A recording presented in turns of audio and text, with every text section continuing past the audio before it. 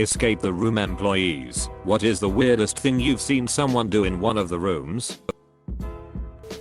Oh wait, I thought of another Anizo. We do proposals. Ring in the final puzzle box. Proposal signs. Whole package deal. People love it. Dude calls up to set up a proposal. I ask what room he wants, etc. So then I tell him the total price to book out the entire room for the proposal. He says he just wants to buy the 2 tickets for him and his girlfriend. I tell him we can't have strangers playing a game, that their experience is impacted/altered by the fact that there's a proposal going on.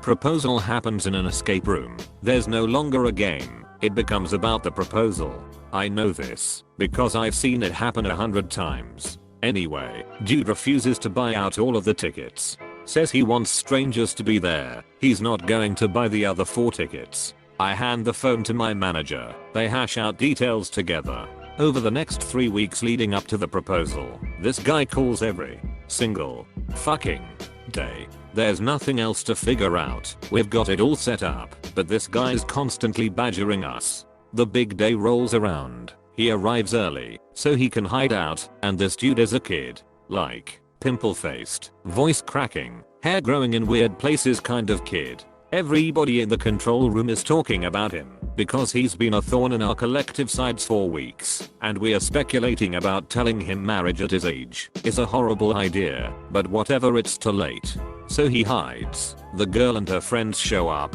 they get started, and we stash the dude in the second hidden room that they'll eventually end up in. Everybody crowds around the monitor to watch, and this guy pulls out a bouquet of flowers and unfurls a sign that says name redacted, will you go with me to prom? And the entire staff loses their collective shit. Weeks of constant pestering, endless phone calls, and the most stressful proposal deal we've ever put together. For a fucking promposal. She said no. Escape room employee here. In one of our rooms, we have an actor pose as a spy, and the people in the room had to solve a case to figure out who the traitor was. After they finished the puzzles, it turns out the traitor was actually the spy the actor was playing. The spy then pulls an obviously prop gun, orange tip and whatnot, and the group has to defuse a fake bomb.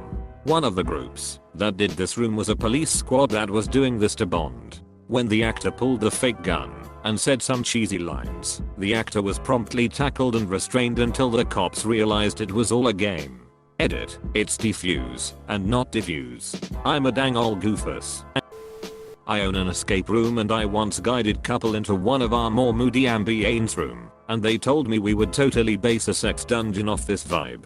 See, you even have a desk in here to get started. Also, you see people's true parenting skills. My favorite quote is from a lovely family that went into a room in 5 minutes, and the father gathered his overedged children and told them, you're being assholes. We're in a huge tech area and we get a lot of corporate groups with some very important people. A week ago we had a Fortune 500 CEO through, and he walked up to my staff and started bragging about his 50,000 Instagram followers, basically trying to impress college kids. We definitely giggled about that one, especially when we looked him up and he had like 300 followers. But hey, he killed it in the room. We give people a box for them to bring in so they can store their belongings while they play. One time, about halfway in, an inquisitive older man started going through their own stuff. He pulled out a purse and shouts, guys, I found some. This is our stuff, isn't it? It was hilarious. Former escape room employee here. I worked the room that was based on an old Western bank heist. The room was separated into 2 sections like a normal bank is. The customer area, where you normally go when you enter the bank, and the banker area, where you go when you are a bank employee. Well, the 2 areas are separated by a wall type fence, thus resulting in about a foot of empty space between the end of the fence and the ceiling. You can probably tell where this is going. This group was stumped on how to solve the code on the door leading into the banker area, so one goes, can't we just climb the wall? I immediately sprung into action and frantically ding them over and over. There is a TV where you receive clues, and when you hear the ding, that means there is a new clue.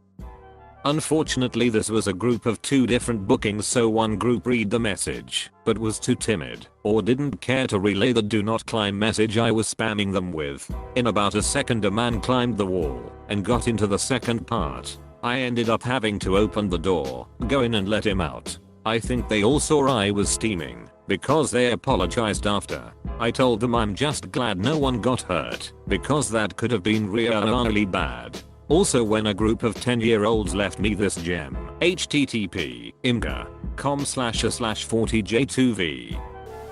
For some reason people like to put the flashlight that one of our rooms has in their mouth when they know they aren't the only ones who have used them. Some people put them between their legs, in the crack of their ass as a joke, and not to mention just roll around the ground a majority of the time. Besides that, I've seen relationships almost fall apart. One couple insisted on going into our most challenging room, just the two of them, and we let them know this was probably not going to be a good idea or enjoyable for them, but they didn't really care. You could tell the guy wanted to impress the girl, but both of them were dumber than rocks. I had to sit for an entire hour watching them get literally nowhere through the first puzzle, arguing with each other, and then sitting in moments of awkward silence. I offered to give them help, and said I would just tell them if they wanted at this point, but they refused. Also, people love to not listen to our disclosure we have to give before we send groups into rooms and kick in our events and break through our drywall and ceilings when we specifically say not to, and put tape that says not a part of the game in bright yellow colors. Employee here. One group gave up after 5 minutes and decided to drink alcohol rest of the game. They paid €120 for the game. It was only a one-off escape room I designed for a university society event, but one guy was so desperate to find clues he tried to disassemble the wooden casing around a radiator. It scared me, because I didn't own the room we were doing this in, so I could have been on serious trouble.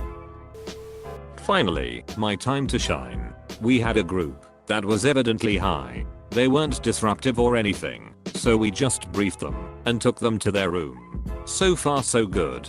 We have cameras and microphones inside the rooms. That way we know what hints to give out. Another important thing is that the room they were at had a small fountain, and since the particular aesthetic of this room was dusty, that water was filthy. I'm talking murky brown yellow mud water. At one point one of the guys says he is thirsty and proceeds to stick his mouth onto the fountain stream and take a hefty gulp of the shit water. We spend a second of shock/guffaw and tell them that drinking the fucking water isn't part of the puzzle. The guy reads the hint and just says that's alright. He proceeded to do the same thing 4 times and drank the whole fountain. Small fountain, but still like a gallon of mud water. We've had more inconvenient things happen, but that still remains as the worst thing I've ever seen. Went to an escape the room with some friends on Friday. My one friend took his shirt off 4 times. The crazier thing that happened though was how we solved it. We were supposed to get the word Waterloo from a series of clues and use a dictionary to find that the Battle of Waterloo was in 1815. Use that 4-digit number to get a key that let us out of the room. Well, we got the word Eterlaw instead of Waterloo. We assumed that it was an anagram and we used a word scrambler to get the word aerolite from it. Using the dictionary we found that aerolite was invented in 1815. Well, we got the key and we confidently told the employee how we figured it out. He was dumbfounded. I'm not exactly sure what the odds of solving the room like this is, but if someone could solve that for us, that'd be dank. My friends and I have been trying to figure it out since it happened. Did a space station themed room. We got paired with a mother and her adult sons. The sons did just fine, but mom was clueless. There was a prop fire extinguisher on the wall that she was certain had to be for something. For an hour she wandered around aimlessly carrying a fire extinguisher. I worked at a room escape place for a year in grad school. I learned very quickly to give thorough warnings at the start of each show that breaking things, assaulting actors, this was trapped in a room with a zombie, and sexual harassment were not cool. Yes, literally had guys harass the fucking zombie mid-show. Perhaps the most interesting phenomenon I noticed was just how much personality factors into the teamwork involved. I've seen a lot of shy people or people otherwise lacking in confidence be completely on the right track, only to be steamrolled by the loudest, more confident, strongest personalities in the room. Maybe it shouldn't have come as so much of a surprise, but I watched perfectly smart reasonable people actively ignore good points, logic, and strong evidence in service of a cult of personality of charismatic players. The whole thing felt like a depressing study on group dynamics. Edit, changed hit onto Harris for greater accuracy. I've explained circumstances in follow-up comments. Finally, an AskReddit I can help with. I have too many stories for the escape room I help manage. One situation quickly came to mind when I read this. In our prison style escape room we have a laser maze that players need to crawl/climb through. To deactivate and move forward, 2 players are required to finish, or so I thought, the laser maze, because there are 3 buttons to be pressed, where the 3rd button is out of reach from the other 2. A family came in to play our game with a younger boy, a very fit, relevant girl in her early 20s, their parents, and their grandfather who had some disability that required him to use those crutches that wrap around your forearms. So they play through and get to the laser maze. The girl got through fairly easily, but they needed to move fast since the timer was running. The young boy had a great idea. Here, use grandpa's crutch. At which point he takes the crutch straight from grandpa and slides it past all the lasers to his sister at the other end. I was fascinated at this point, but even with the crutch it was a long stretch to hit them all. The girl took a second to find the right spot on the floor, planted her foot there, went into a perfect perpendicular stretch with 1 foot on the ground, 1 foot on the far button, on hand on the middle button, and finally reaching the last button with the crutch. That family came out of the room so proud, and she boasted to the family about her daily yoga, almost convincing me to sign up for yoga because it was so impressive. That was one of the most creative and weirdest successful solutions to a puzzle I've seen in my years working there. We used to have a giant banana as a mascot, and once we had a group of kids that were intoxicated, and one of the guys in the room started crying, so we decided to let him hold it. So the guy cuddled with it on the ground and fell asleep about 10 minutes into the game. Had the time of his life. Started working in an escape room around 3 months ago. This is not really a weird thing, but more a cute one.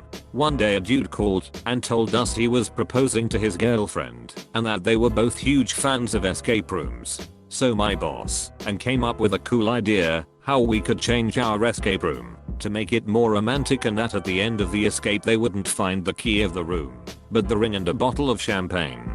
We also told the dude the solutions of some of the puzzles to make sure they would actually come to the end of the room.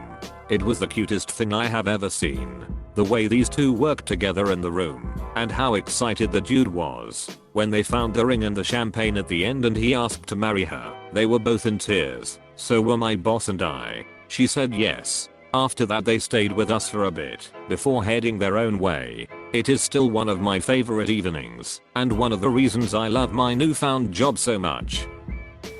Actual escape room employee here. The weirdest thing I saw was a young couple in our hardest room. They asked for our hardest, who when they couldn't solve our puzzles took off their shoes and just sat down and talked. When I would send them hints to get them to start playing again, the lady would call me a commie. It was weird. For example, the lady would pick up a red clue paper that goes with a pyramid puzzle. They would stare at it, then put it to the side. I type in a hint, the red papers go with the pyramid.